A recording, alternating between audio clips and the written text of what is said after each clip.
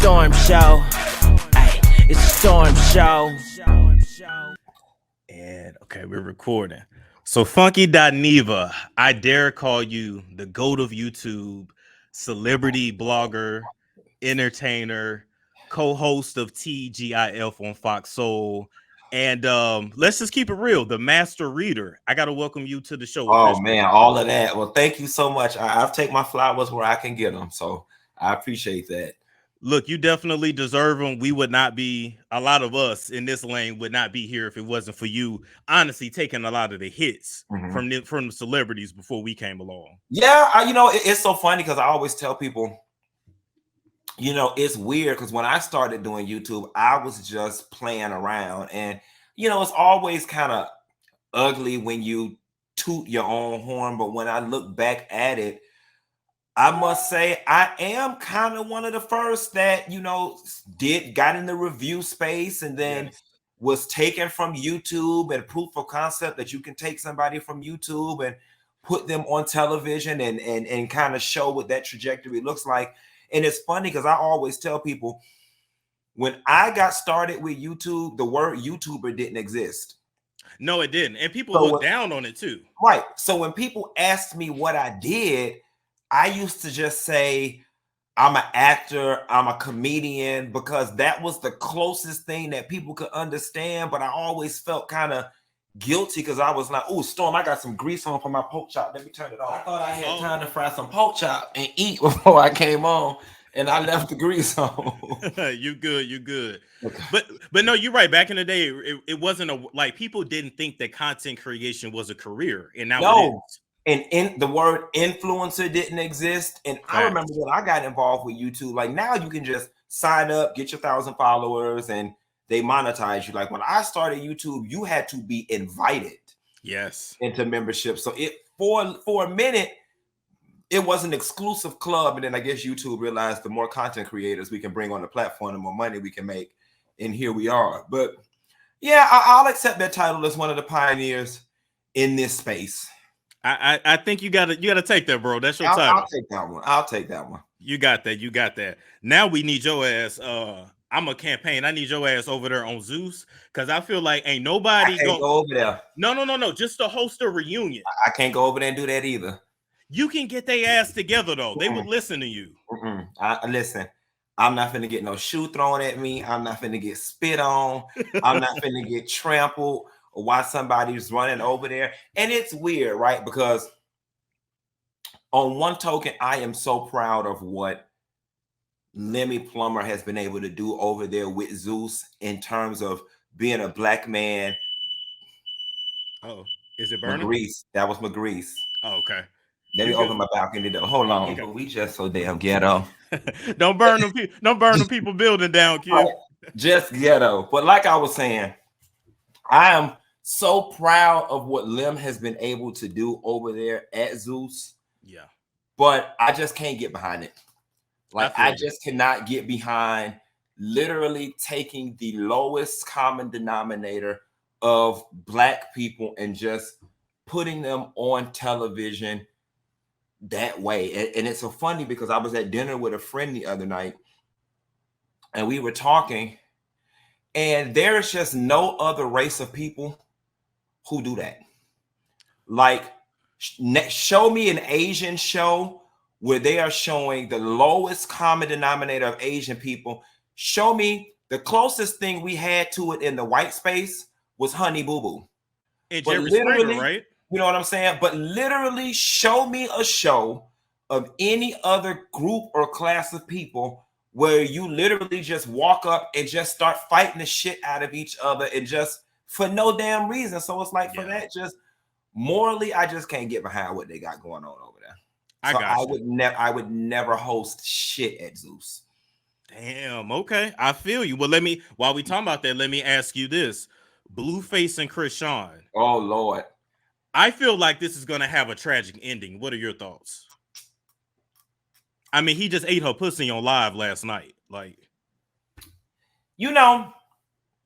we all, to a certain degree, like train wreck TV. And before eating it, he was defending the baby mama and she was mad. You know, normally they have a trauma bond because normally men are able to move on. You know, you mostly see women do the back and forth thing. True. But they love each other on Monday, hate each other on Tuesday. They back. It's just toxic. And again, they are being positively rewarded for this thing. And first of all, I'm gonna need mama to keep her teeth in her mouth. That's number one. Because she is a relatively pretty girl. She is. She is. But I'm gonna need her to keep, as much as she run her mouth on social media, I'm gonna need you to keep your tooth in it. And I don't know. I'm gonna be honest with you. I don't think if family members or friends don't get involved, I don't think this is going to end well for both of them. Somebody's going to end up in jail or somebody's going to end up 6 feet under, because that's really what the toxicity of their relationship gives, in my opinion. I agree. I also worry for her future, because who's going to want you with a nigga name nigga face tattooed on your neck? All of your body. Yeah. And luckily, to my knowledge, she don't have no children from him. That'd be the worst mistake she'd ever make. Well, they've aborted a couple. Oh, well, she better keep going. And they are actively now trying. No, that'd be the worst mistake she could ever make. And I always tell my people, the quickest way to lose a man is to have a baby from him. Okay? And you really think shit is toxic now. When your ass is bedridden or home ridden, he really going to be running the streets. And she give me the type that'll leave her baby home alone, running up and down the street trying to chase behind a nigga. Then they've been on call CPS, and the baby is in the foster care system because you get your pussy ate on Instagram while the baby next to you in the bassinet. Like, they just give me all of it. Those two don't need to be parents. No, ma'am. I agree. I agree. But this is not about them. This is about you, sir. And you are from Miami, Florida. Can you explain the difference between the Miami we visit versus the real Miami? Yes. So the Miami that y'all visit on the postcard, 90% of people in the world can't afford to live in that Miami. Okay, that ain't Miami. You got Miami, and then you got what we Miamians call over the bridge. Okay, once you get back over the bridge, you literally are where working class people are. People are struggling. Regular neighborhoods, inner city schools. That's the Miami I'm from. But the Tourist Bureau has done a very good job in Miami Vice of making it look like it's all yachts, palm trees, and beautiful people. And that is not the real Miami. It's a part of Miami. Right. It's the part of Miami my career has now allowed me to live in, but that's not the real Miami. Okay, so when I was staying next to the Versace mansion, that ain't the real Miami. That ain't the real Miami. That's the postcard Miami. You got to come over the bridge. Okay. To get to the real Miami. I got you. Okay. So you were a baby of the 80s. Yeah. 83. You know, Uncle Luke was popular. Yes. Gangsta rap was popular. And so in your childhood, were you raised more by your father or your mother? So my parents divorced when I was 3 months old. And I was raised by both. My mom had primary custody. I went to my dad's house every weekend, holidays, summers. And then when I was 14, I moved in with my dad permanently until I went off to college. Oh, so your dad was active in your life. Okay, good. Yeah. Okay, good. Because we're gonna talk about that later. Because you know they think if you gay, you ain't have your father in your life. Daddy. It's furthest thing from the truth. Exactly. So let me first ask you this: at what age did you know that you were gay? So in the 3rd grade, I'll never forget. I remember the day. It was in the 3rd grade. I did not know I was gay because I did not have the word or the mental capacity to even wrap my head around what that was. But I knew I was not like the rest of the boys in 3rd grade. That was the first time I had an epiphany that I am different than the rest of the boys. Okay, that is how you knew. That is when you first were conscious. Right. Do you feel that you were born that way? Most definitely. Okay. Most definitely. Expound on that, please. Most definitely. See, a lot of people like to think it's a choice or it's nature versus nurture. You know, every time I get into a debate, especially with toxically masculine men, the first thing they want to try to do is this whole "you must ain't have no daddy" thing, which is the furthest thing from the truth. I had daddies, uncles, and toxically masculine male cousins or whatever. So there was no lack of male influence in my life. I always combat people with this whole choice situation. I'm sure any gay person you can talk to, if they could give it back, they would. You know what I'm saying? Who purposely chooses the harder path? I mean, who purposely chooses to be, you know, depressed and a loner and all these different things you experience coming up in the 80s and the 90s with no role models, nobody to turn to? You got the church telling you you're wrong. You got your family and your grandparents, you know, grandma all in the church telling you you're going to hell. Nobody chooses that. If I was in middle school and high school and could have gave that shit back, I would have did it with a heartbeat. I mean, now that I'm living in my ultimate truth, I realize gay is my gift. But it definitely, for all those out there who believe it's a choice, I always say, well, if I chose to be gay, that means you chose to be straight. So tell me when you chose to be straight. Because if you pull a glove inside out, it still has to be a glove. True. So if I chose to be straight, that means you chose to be gay. So I need you to tell me when you chose to be gay. I mean, straight. When did you choose to be straight? Oh, damn. Right.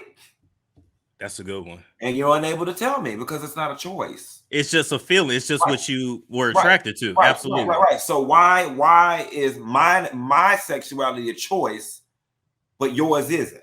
It don't work like that. If it's a choice for me, it's a choice for you. I like that. I like how you explain things so eloquently. Like, I low-key want to like take you to like my family gatherings and be like, okay, just I'm gonna let Funky talk for me, because you know what I'm saying. Okay, so I like how you explain that. So when we talk about, you know, kids like Zaya Wade, who she has her father who is supporting her and letting her be her authentic self. Why are Black people fighting so hard against this girl living her life as a girl and changing her name? What's the problem? We're uncomfortable. We're uncomfortable. We fear what we don't know.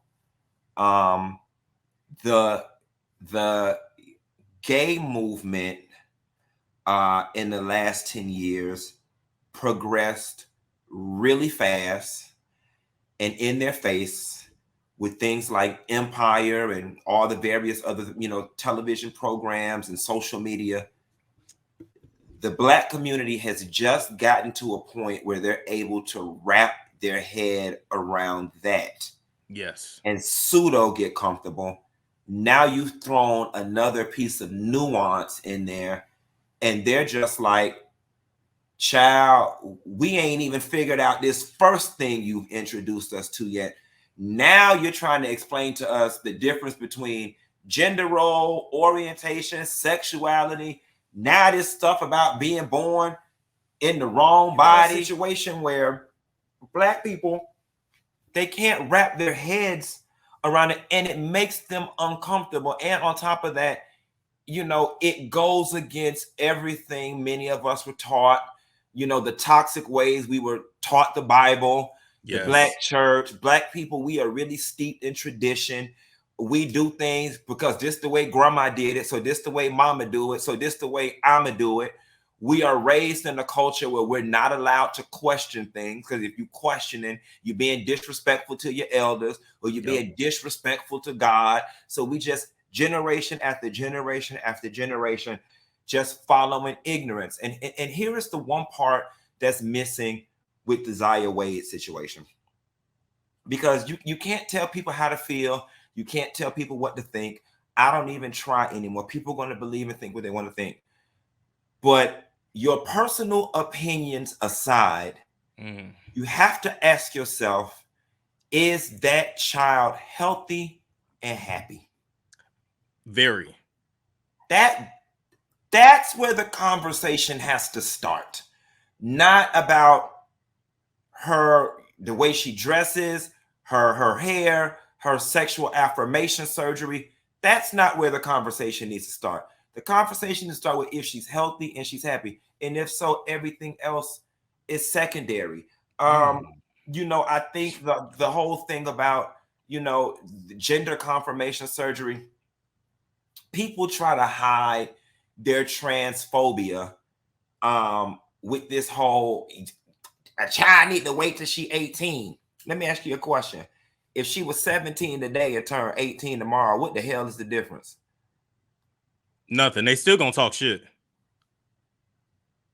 If she's 16 today and 18 tomorrow, what is going to happen in 2 years that is going to make her decision-making ability so much more evolved? And those people who are anti whatever, are you really going to shut the fuck up the moment she turned 18? Let's just say she turned 18 just to appease the world. Right. On day 18 and 1, are y'all then going to be like, we so proud of her. She found her identity. She's being her true self, and she waited till she was 18. No, they still gonna talk. They still gonna talk. And 18 is a false conception of adulthood, because you're not an adult at 18. I didn't get grown until I turned 30. If you want to know the truth about it, you're not an adult at 18. If scientifically your brain is not done developing until you're 25, right? You're not an adult at 18. You're not an adult at 18. Why? Because I can buy a pack of cigarettes and vote. That makes me an adult. You are no more an adult at 18 than you are at 16. You are still a damn child. So that is true. Black people, stop it. Not to mention these hoes be out here having babies at 14 and 13. Right. And that's okay. So, you know what I'm saying? That's okay.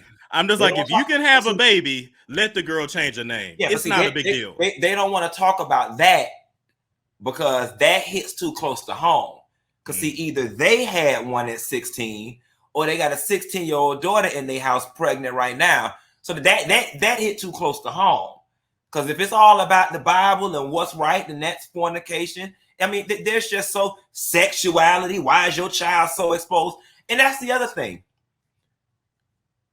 Heterosexuality is a form of sexuality, but because it's the standard and the norm, we as a society view everything else as a deviant behavior.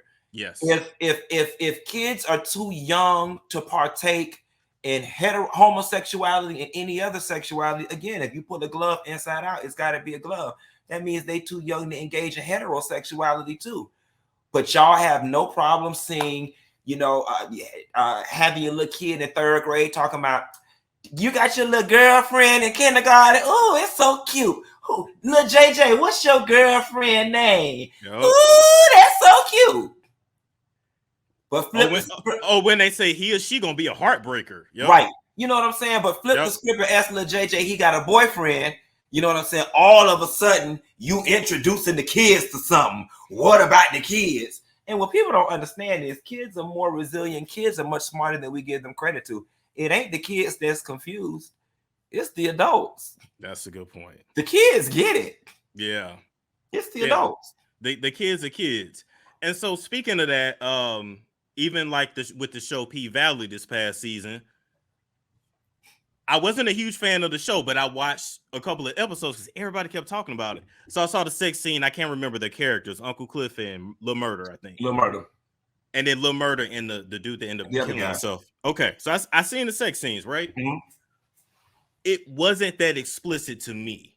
And I remember saying on the show, I said, did y'all not know how gay men had sex? Like, I'm not understanding what everybody was so shocked about. It wasn't explicit at all. And here's the thing that I always tell people when we have conversations in this space. I think it is very selfish and comes from a very privileged position that you feel that your sex, your love, your life gets to be fully realized in media and in television, but nobody else's does. Who are you? What makes your love any better than mine? Why is yours perceived clean and saint-like, and now all of a sudden mine is so perverted and corrupting the minds of the children? And every time I turn on TV, I see 2 men kissing. That is a goddamn lie. All right. There are overwhelmingly more examples of heteronormative relationships on television than there are gay relationships. The situation is you're not used to seeing them, so they stick out like a sore thumb.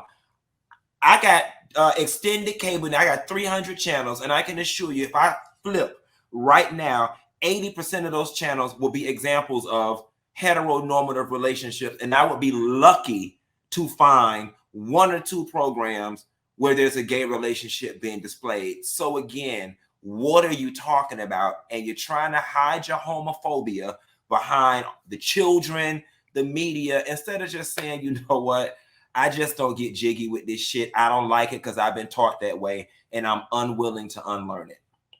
And my whole thing was, even like with the straight men that watch the show, I'm like, it's called PVAT. Like, what did y'all like? I don't understand what was the offense. That was just my thing. But then they have no problem. See, and again, if you pull a glove inside out, it must still be a glove. When Mercedes then went and had the threesome with the man and his wife, yep, where's the same outcry? Where's the same response? You ain't never heard nobody say, I'm tired of seeing 2 women freaking on TV. That's hot. They like it. Even women who are homophobic have allowed men to convince them that 2 women being together is acceptable, but 2 men aren't. Let's just talk about the fact that women can kiss on each other, suck on each other, and if they find out their boyfriends did that, they would be sick. Oh, it's a wrap. It's a wrap, because somehow it's hot when women do it, but it makes you less of a man if a man does it. And you've got women who are so lost in the sauce, they will engage in homosexual behavior and it be all right for them, but have everything to say if a dude does it. That is true. And they've been brainwashed by men into thinking that and don't even realize it. Now, you've been dating men for a long time. Can you speak on the fact that a lot of their straight men have experimented way more than what they realize? Most definitely.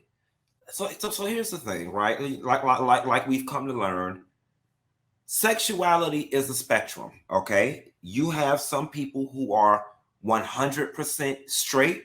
You have some people who are 100% gay.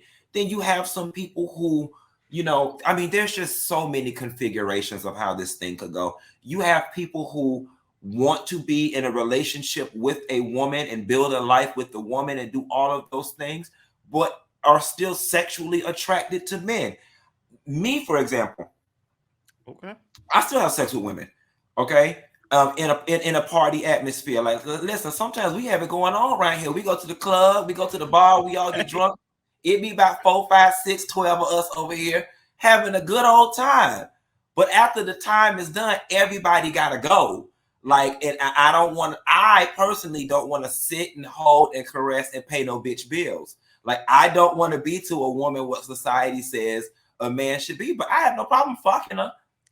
I have no problem and enjoy it. I didn't know that. A lot of people don't.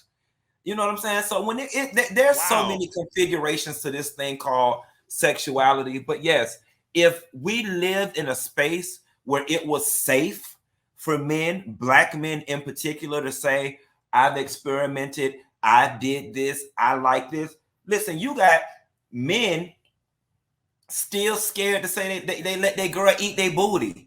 You know what I'm saying? Like, and ain't nothing wrong with that. The shit, if it fucking feel good, it feel good. You know, I know some married I can't do it. I'm sorry. Okay, some people can't. You know, some people can't.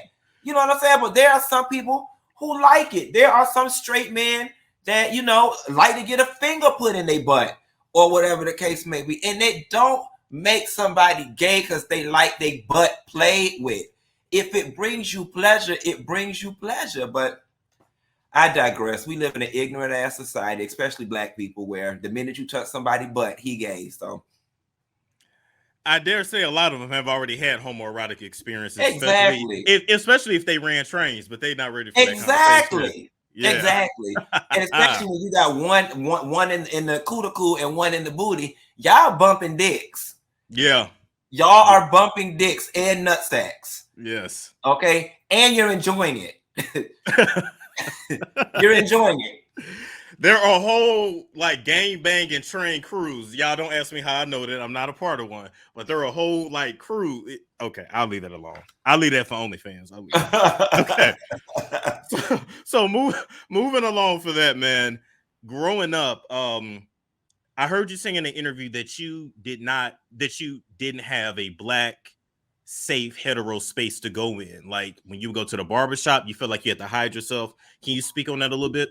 Yeah. So, growing up in the inner city, again, toxic masculinity is praised in our community. And especially when you grow up in an urban environment. And let's face it, the lower the socioeconomic status and the lower the educational status, the more ignorant people are. Okay. That just is what it is. And so, yeah, growing up, gay wasn't cool. Like you had to be hard. You had to be this. It was faggot this and punk that and sissy that. And I just remember being a kid and I'd be like in the barbershop and just the way men used to talk in the barbershop, man, I fucked this bitch and man, I got my little lady over here, my bitch over here. Man, I met this bad bitch. And the sad part about it is because I always took refuge in female spaces and I always hung out with the girls because granted, they treated me like shit too, just not as bad as the boys. Oh, wow. I always kind of took on their feelings. So I'd be in the barbershop just listening. I'm like, damn, like y'all really dogging these girls out. Like, this is not cool. And then it made me realize, wow, I mean, these safe spaces aren't safe. I mean, these spaces aren't safe for me. And they aren't safe for Black women either. And you'll be surprised how many times like I will tweet or talk about growing up, or even now, if I'm driving in my car and I have to pull over somewhere to get gas, and it's just a whole bunch of like hood niggas standing out front of the 7-Eleven or wherever I'm going, I'll drive to another gas station. Wow. I will. Okay. I just drive to another gas station because it triggers something in me, and maybe it's childhood trauma that just says danger, Will Robinson. This is not a safe space for you to be in. And I'm surprised at how many Black women say, well, Q, if you think it's something for you, it's the same thing for us. You know what I'm saying? I have a lot of female fan base and a lot of female friends that say, Q, we do the same thing. Because we're going to get harassed. If one of them try to holler at us and we turn them down, our safety is put in jeopardy. And it was the same for me growing up, that if you showed any ounce of femininity or you showed any ounce that you were not like them, you were a target to get bullied and picked on. I mean, I can tell you countless times growing up, I just got pushed down for no reason. Damn. Just for being. You know what I'm saying? In those environments, just for being. Oh, that nigga gay. Get your faggot ass from around here and just get pushed down for no reason. Didn't even do nothing. I'm just trying to walk in the store and get us some Annihilators and some chips. You know what I'm saying? So I stay away from ignorant Negroes. I'm not mad at you for that. I'm not mad at you at all. So to the gay kid that's growing up now, that's 12, 13, 14 in that same, phase of life, what advice would you give him? So I think things have changed. I think things have changed a lot. I think spaces are definitely a bit more safer. I know it still does exist in certain communities. And what I would tell them is be strong and protect yourself. I mean, that's all you can do is survive. I mean, I remember being in middle school, and if I was walking down a hallway and I seen a certain group of kids coming, I would just take a detour and go another way. I mean, you figure out ways to survive. You know what I'm saying? And that's true. My advice to them will be, it does get better. It does get better. I like that. I had kind of similar, but for me, it was a little different. Mm-hmm. And this may have fucked with my psyche. You could put it more eloquently than me. But when I went to white schools, because I transferred schools a lot, I always had positive experiences. Mm-hmm. When I went to Black schools, it was always an issue. Mm-hmm. And I had to fight. So I'm just like, damn, the positive came from the white side, the negative came from the Black side. And I'm just like, wow, that probably fucked me up. But you know what? Same to a degree, same here. And it's weird because I had somebody get mad at me one time when I made the comment. I oftentimes found white environments to be safer spaces than Black environments. Yeah. And then they tried to combat that with the whole, racism and, with white people's history with Black people, that they find it odd that I feel safer in environments with white people than I have in certain environments with Black people. But there is a level of truth to that. And going back to my earlier comments, there is a bit more acceptance and understanding when you're dealing with people of higher educational levels or higher socioeconomic status. It just are, versus when you're dealing with, inner city Black folks or people from the hood or poor folks or country folks. That understanding is just not there. And that grasp to the misinterpretation of religion is very strong in those sectors. And I think that is why ignorance and intolerance permeates in those environments, and why it's a bit more accepting in other environments, because there's more critical thinking going on in those environments and less crab in the barrel mentalities. You know what? You're right. And if I'm being very honest and transparent myself, my experience with Black schools coming up is why I did not go to a HBCU. Mm-hmm. Like, I didn't realize it, but now looking back, I'm like, I got into Hampton and didn't go. And I'm like, I couldn't come up with a reason why not, but now I know why I did. So it's so funny that you say that, because that's actually an epiphany that I just reached within the last year or two, because with this huge push now for HBCUs, I went to Florida State University, which was right across the tracks from FAM. I was like, damn, why didn't I go to FAM? And then I had to think back to my 17-year-old self when I went to college. And now that I really think about it, a large part of it was, again, the whole alert went off, danger Will Robinson. If you think it's bad now in this controlled environment of Negroes, now you about to go to an uncontrolled environment with quadruple the amount of Negroes. Oh no, ma'am. Let me take my ass over here where I don't have those traumatic experiences. And while, you deal with your own fair share of varying issues at PWIs that you don't at HBCUs, of course, I can say I made it out safe, unscathed, and my sexuality was never an issue. Damn, I agree. I agree. Ooh, all right. Speaking of that, you are an interesting man. I'm sure you've been How told. so? You got one side of you that's like crazy, then another side that's calm. I guess it we're gonna let I think Funky check it on his poke chop. I'm back. No, you good. No, but you got different sides to you. I think it just depends on what day people catch you on. And so everybody talks about relationships nowadays, right? And you are kind of like me in the sense of, we like our space. We're fine being independent. Why people think we weird because we like being single and we're okay with it? I don't know. And here's the funny thing. I don't have anybody in my life that can show me the benefit of relationship. Like, every bitch I know trying to get rid of their girl or get rid of their dude, everybody I know say, I love my kids, but if I could do it again, everybody I know say, if my husband die, I don't know if I ever get remarried. You know what I'm saying? I don't think everybody's purpose on this planet is to get married and procreate. I just think there's some people here to do that. There's some people put here to advance the culture. There are some people put here to be scientific and medical geniuses. We just all have different purposes on this planet. And that ain't my purpose. That's just not my purpose. It's never been of interest to me. I think what further lends itself to that way of life, Storm, I have the healthiest, most active social life a person could ever ask for.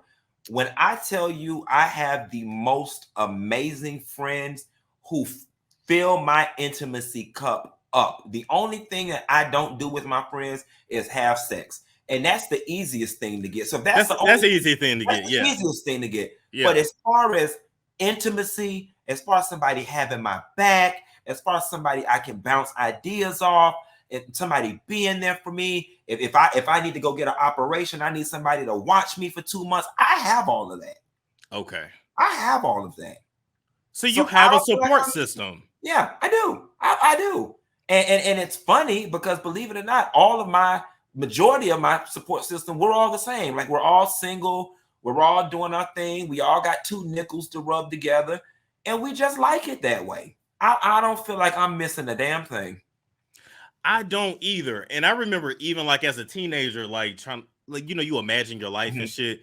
I could never imagine myself like being married to nobody, being with somebody. It just doesn't feel right. Yeah, it doesn't for me either. And listen, in recent years, I've had some rendezvous that went beyond a few weekends of sex, and which were cool. Like, I'm open to it, but it would have to be very non-traditional. You can't live here. Yes. You cannot live here. You have your space, I have mine. Now listen, if I'm the type of person, if I'm committed to you, I'm committed. So I'll give you a key. You can come over. You can even come over unannounced, because I'm not gonna be doing nothing. But you can't live here. You got to go have your own. Yeah. And some people on this whole, well, what if you get a house big enough where this person can have their side and you have your no? Because I still feel your energy in my space. No. Okay. No. Now you can live in the same apartment complex, but you can't live here. You need your own shit. I need my own space. I'm not mad at that. I get called crazy when I say that, though. And I'm going to tell you who helped me arrive at that. I have 2 friends that are attorneys in Atlanta. Okay. They got married over the age of 40, no children. Both successful, both had homes. They were going out with the realtor, looking for homes. He would like one, she wouldn't. She would like one, he wouldn't. And they found themselves as newlyweds clashing. And one day, while they were at one of the houses, they stopped and said, what are we doing? You like your house, I like mine. Who said we have to live together? And that forever changed me. It was like, okay, like, you got to do what works for you. Yeah. So yeah, you can't stay here. I like that. Because it's like, I've never been traditional, and I don't see myself being traditional in that way. Yeah. I always tell people, I want a truck driver boyfriend. I want a nigga that's here 1 week and gone 3. Okay, that works for me. And the nigga could have a whole nother family in Nebraska, and I really wouldn't give a fuck. I wouldn't. I'm being honest. I'm being so honest. I wouldn't. Oh my God. But I see what you're saying. I just think when you live an unconventional life, I think it makes people uncomfortable. And I think some people be jealous because we have freedom. And you know what? Their discomfort oftentimes has nothing to do with you, but their inability to process their envy, because they wish that they had the balls or the gusto to say, I want to do it my way. But there are so many people trapped living conventional and traditional lives. And I think if more people, and this is the beautiful thing I've learned with being such close friends with girls and also being a guy, if more people learn to just communicate up front and tell the other person what they on, more times than not, the other person is down with the get down. Yeah, that's true. Both people be lying in front because they think that's what the other person want to hear. But I can assure you, more people than not, if you were like, this is what I want out of a relationship, you my man and I want somebody else on the side, and she'd be like, well, that's cool with me because I want a man and somebody on the side. More people than not be with the bullshit. But everybody want to lie and try to fit into this mold, quite frankly, that's man-made and really doesn't work for most people, because the divorce rate would not be over 50% if it did. Facts. I'm even a little unconventional, and I feel like if we've been together for years and you cheat, I'm not gonna leave you because you gonna find somebody else and they gonna cheat. Like, right. And especially if it was just a physical situation. Now, if it's a I love you and you fostered a whole nother emotional relationship with that person, then there's something for us to discuss. But for me, sex is not a deal breaker. It's not a blanket pass for you to run out and bring me no disease and screw the whole city and have motherfuckers laughing at me. That's you true know what too. I'm saying? But it's not a deal breaker. I agree. I like group sex anyway. So anyway, exactly. I was like, I like the freaky shit anyway, right. So it's cool with me. One final question before we start going into our fun questions, our quick ones. In today's times, everybody is like overusing these words: alpha, beta, dominant, submissive. I'm the leader. I'm in charge. In your opinion, what is the fight? Like, what is the struggle? Because if you have your position and I have my position, what's the issue? It's stupid. And again, it's going back to trying to fit in boxes. And then we, as a social media reality TV society, we have assessed value to personality types that people don't even possess. You got motherfuckers right here calling themselves alphas, alpha males, alpha whatever, and can't even define it and don't even live it's stupid. You know what I'm saying? And I'm going to tell you why it's stupid. I think one of the greatest gifts my father and my stepmother gave to us is that our household was very non-traditional in terms of gender roles. My stepmother, my parents always made their work schedule of which somebody would always be home with us, even though we had a live-in grandmother. There was about a 2-hour gap at the point in which neither one of them were home. So my stepmother went to work at like 6 in the morning and she got off at 2:30. My dad went in at like 3 and got off at 11, which meant when we were sick, daddy stayed home with us. When we had to go to doctor's appointments, daddy took us to doctor's appointments. Daddy cooked. My father took on a lot of the roles that the woman would take on in the house. And then, my stepmother did her part. She did the balancing of the checkbooks and the grocery shopping and so on and so forth. But what that experience taught me was it ain't about you got a penis and you do this, I got a vagina, I do this, or you got this dominant energy, so you got to do this, and you got the more submissive energy, so you got to do this. What it taught me was we do whatever our strong suit is. A team. My stepmother was not that good of a cook. So my father took on the role of cooking. Okay. You know what I'm saying? He was the one who took us to the doctors in the daytime because she was at work. You know what I'm saying? And so whatever your strong suit is who does what, all this alpha, beta, and then all it is sowing division between all of us because you got man on man violence. You a beta male, I'm an alpha male. Then you got women calling themselves alpha female. Well, if you are alpha female, do you get with an alpha man? And now y'all fighting for no damn reason over imaginary titles. Just cut it out. Just close your eyes, throw your hands up in the air, open your legs, and if it work, it work. And if it don't, it don't. But cut out all this unnecessary labeling and titling and stupid. It's stupid. And I even thought to myself, I said, I'm a little weird.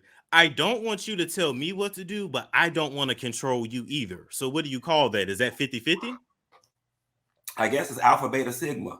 I mean, I don't, you know what I'm saying? I don't know. Okay. You know what I'm saying? Like, It's dumb. That's what it is. It's dumb. You call it Storm living his life. Okay. That's what you call it. Okay. I like that. All right, my good sir. Fun questions. What's your favorite show to fall asleep to? Favorite show to fall asleep to. So there's not one in particular, but I love documentaries. My brain is very information driven.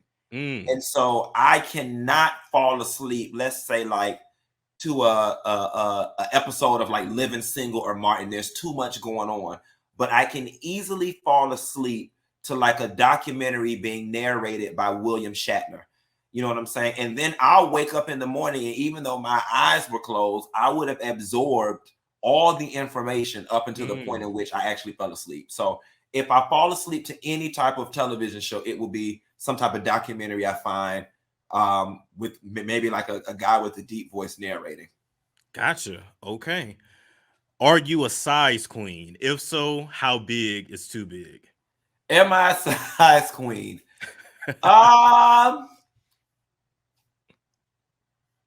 Probably. But what people don't understand is size has no utility. Like, it's not functional. You know what I'm saying? So it's great to look at. It's great to play with. But that's all you can do with it. I mean, you can't put it nowhere. Your jaw's gonna start hurting if you try to suck it. So yeah, it's fun to look at. I think everybody's a size queen. To a certain degree. To a certain degree. Everybody is, because we've been taught that that's what makes a man. Oh, he got a big old dick, he got a big old ass. You know what I'm saying? But when it's all said and done, if you're talking about being in a relationship, whether you're the giver or the taker, like that creates an issue if it's too big. Because my homies told, and ladies, my homies told me y'all be running. I'm sorry, that's what they told me. Yeah, like it creates an issue. Yeah. Nobody want all that. And scientifically, they said you only need 2 inches to feel pleasure. That's what I read in the book anyway. So all these people talking about, I need 10 inches and all this. No, you ain't got no insides. And that goes for women and men. I had a friend, one of my Puerto Rican friends, and he was like, every time he has sex with a girl, it'd be blood at the end of the condom. Like, no, see, that's too much. Damn. That's too much. Why is she bleeding? Damn. That's too much, and it's nasty. Good Lord. Okay. Male celebrity right now that you have a crush on. Male celebrity that I have a crush on. I'm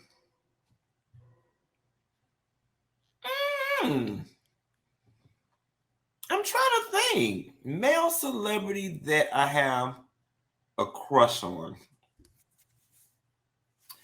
I don't know that I have one, Storm, but I will say this. I am particularly drawn to sophisticated men who are about their business. So, like if you look at the Real Housewives of Beverly Hills, like Kyle's husband. Oh, Mauricio. Mauricio. I like Mauricio, and I like men like Mauricio. When Mauricio enters a room, he commands my attention. He does. So anybody with that type of profile, they get my attention. Okay. You may be a sapiosexual. You like intelligent. Yeah, okay. That's what they call it, because now they got a title for everything. So Yeah. Definitely sapiosexual. What's your favorite liquor? Hennessy, bitch. I'm old brown liquor drinker. Hennessy is my favorite. Damn. What's your favorite party drug? When I used to do party drugs, it used to be cocaine, but I changed my life. Okay. And so I don't do her no more. do you miss her sometimes though? Of course. And I'm very transparent about my Lindsay Lohan days. Like it's nothing I'm ashamed of. Bitch, I had a good time. I had a good time. I did. Weed, ecstasy, and cocaine are the only 3 drugs I've ever done in my life. I tried mushrooms too for the first time. A couple months ago, we were on the yacht, but I only did a small amount because I always had a rule about drugs that take you out your mind, right? My friends will always say to me, oh, you need to be a safe environment when you go on your first trip, yada, yada, yada. And I was like, whoa, if this is going to take me out of my mind and I got to be in a safe environment, I don't think I want to do this. So I only took a little micro dose of mushrooms. But all good things come to an end. You can't be running around here like you 27 all your damn life drunk and high. You know what I'm saying? So, it was a fun period of life. There were certain instances that, things happened that maybe shouldn't have happened, maybe had I been sober. But I don't regret that period of my life. Like I don't. I can say I lived. So I love that. Now, your favorite food? Little kids have favorite foods, right? Like if I was in the 3rd grade right now, I'd be like pizza. And it changes. And this is going to be so ghetto, but right now it's stone crabs. You give me some stone crab, stone crabs, or fried pork chop. Like as soon as I get off the line with you, I'm finna go ahead and fry this pork chop that almost burnt my house down. That's why we ain't got no more damn crabs left, because you Sukiyana then ate them all. Overfishing the crabs. Oh my God. Oh my God. Okay, cool. Last question, sir. What is your dream vacation? Like, where's the destination that you have not been to yet that you want to go? So, geography is not my strong suit, right? But I do like any place with a Caribbean vibe when it comes to like the climate. Okay. With the mountain-esque view. Oh. So like I went to Montego Bay. That was great because you can be in the beach, look up at the mountains. Like anything like that, places like that, Mexico, I love. So I would love to get over to Europe and do some of that south of France type stuff. I don't know exactly which place is what, but I just know the fancy folks be going over there. But anything that involves yachting, water, beaches, and mountains, and a laid-back lifestyle, I'm there. That's Costa Rica. Yeah. Okay. Yeah. But they mosquitoes bad and they humidity bad over there. Yeah, and they have really big bugs. That's true. Yeah. So, okay. But yeah, anything like that, I'm down with. Okay, cool. Well, I want to say thank you for coming on, my good sir. You have been a pleasure. Next time I come to Miami, I'm gonna come scrub the ground with you. Yes, down to the bar. We're gonna have us a good time, and I'm gonna take you to get some crab legs and fry you some pork chops. You're gonna think this is funny. I don't like seafood, but people tell me I haven't had good seafood, so I will try. You know what's funny? I didn't grow up eating seafood because on both sides of my family, I had live-in grandmothers that did the cooking outside of my dad. And my grandma's from Mississippi on my dad's side, and my grandma on my mom's side is from Georgia. So wow, okay. We ate slave food all the time, is what I call it. We ate slave food, ham hocks and smothered this and rice and gravy that, or whatever. But seafood is something I just recently got into in about the last 3 years. So as you get older, your palate may change and you may find something you like. Okay. I mean, and I'm from Illinois, so I probably didn't have fresh. Of course, I didn't have fresh. Right. You know what I'm saying? Right. Yeah. I got you. Well, we would definitely do that next time I'm in town, sir. Thank you so much for coming on. Thank you for having me, Storm. Absolutely. You're welcome back anytime. And, sir, you enjoy your night. I will. I'm going to eat the shit out of this pork chop. Be good. Take care now. It's a storm show. Ay, it's a storm show.